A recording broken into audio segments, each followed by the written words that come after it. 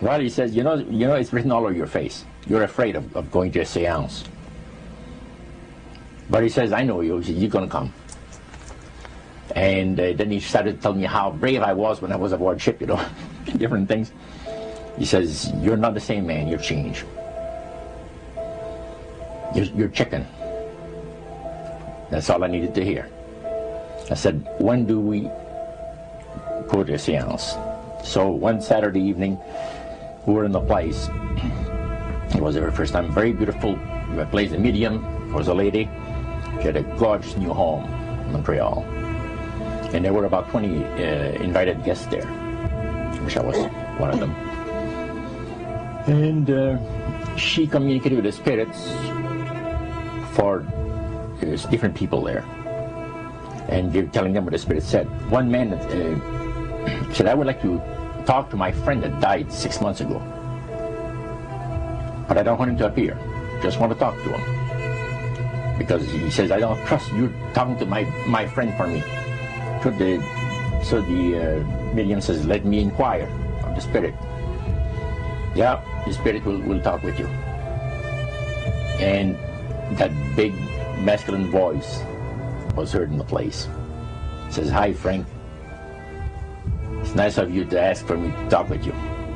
And they had a little chat. And after it was over, Frank says, this is the greatest thing on earth, to be able to talk with the spirits of the dead. Then the medium said, we have a very special surprise tonight for you people. A spirit will manifest itself openly here in a few minutes. And it's like a big gust of wind hit the building. And right through the wall. Now the lights were terribly bright, but they were like living room lights. A couple of floor lamps and maybe some of these.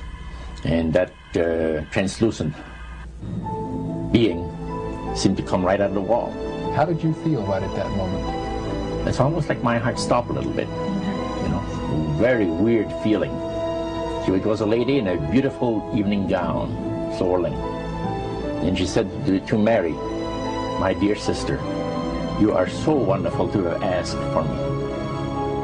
And Mary fainted and fell right off her chair on the floor. And a couple of guys jumped up and picked her up, and it's very gone. That was the beginning of it. That's how you got into it. Yeah, that's the way I got into it. After a while, you see, there's something interesting about the human mind. You can adjust to an awful lot of stuff. You can adjust to a lot of things that would terrify you to begin with. After a while, they become common and ordinary. So you mean contact with the supernatural can become commonplace and ordinary and doesn't bother anybody? Yeah. In other words, the more that you do it, you're not uncomfortable. That's right. It's just not an uneasy feeling.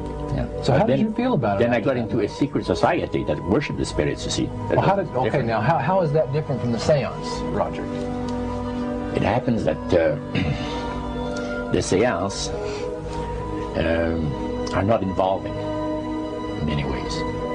But when you get into a secret society of spirit worshippers, then, and especially when you're invited there by the direction of the higher-ups in the spirit world, you never get out of there alive. And it's exactly what my friend and I were up against. We didn't know anything about. And there was a very, very popular big band leader. Jazz musician? Band, yeah, very famous. And one night we went to one of these seances, and he was with his wife. So Roger, you're at this restaurant. What happened? We sat there, and we had our favorite alcoholic beverages, you know. And as we talked,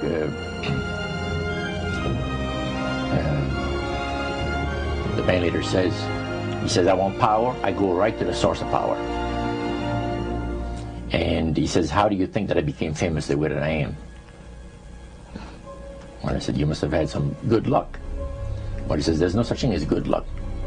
He says, there's either some power working for you somewhere, or you don't get ahead in this world.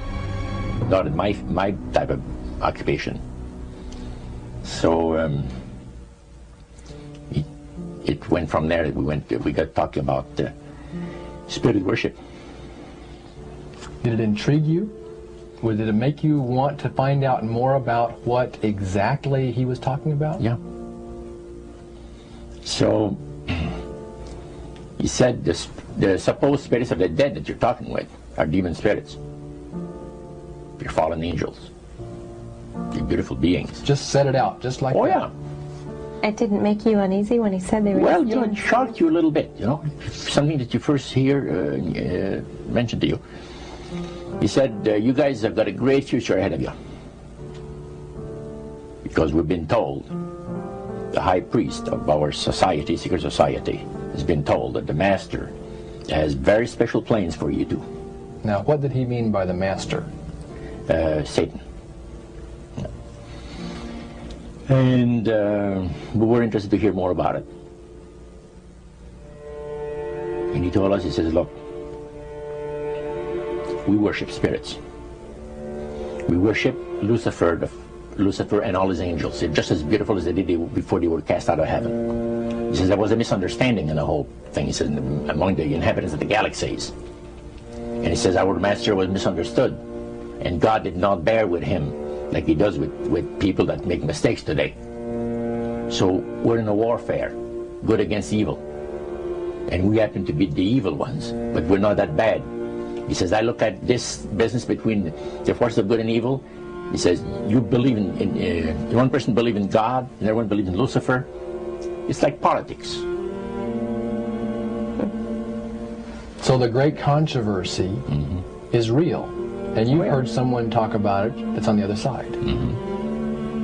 And to these people, they are sold to the fact that Christ will not return to this planet with power and great glory. He's going to abdicate all claims to the planet, because the high priest once said that Christ will abdicate all claims to the planet because he knows that it is lawfully and rightfully Satan's. And at that time, he says, so the priest says, well now, he says, for those of you that are new, let me tell you that this is the most feasible way, he says, to please the spirits.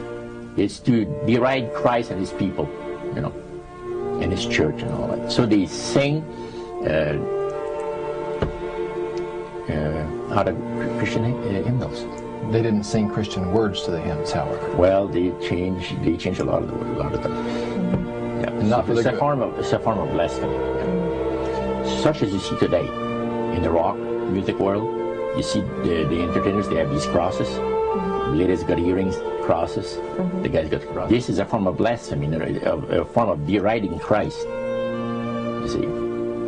Spirits cause the people to do that, to find pleasure in wearing this type of emblem, which is the cross is the emblem of the crucifixion of Christ to the Christians.